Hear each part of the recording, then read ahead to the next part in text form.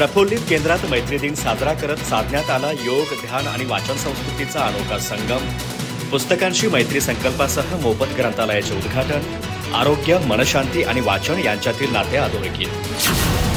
क्रांतिसिंह नाना पाटील नगर येथील प्रफुल्लित केंद्रात ऑगस्ट महिन्याच्या पहिल्या रविवारी मैत्री दिनानिमित्त एक आगळावेगळा उपक्रम राबवण्यात आला।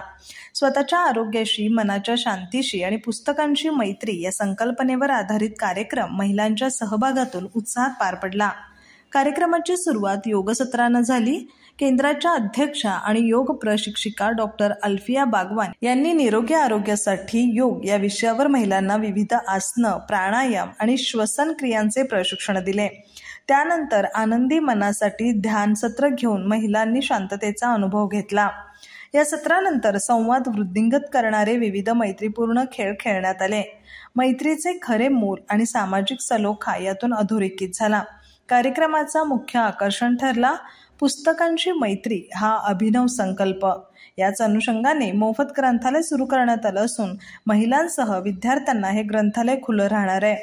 प्रफुल्लित केंद्राचे संस्थापक डॉक्टर प्रफुल्ल पाटील यांनी सांगितलं की मित्र केवळ व्यक्ती नसतात, तर आरोग्य, विचार आणि विवेकबुद्धी हेही जीवनातील खरे मित्र आहेत।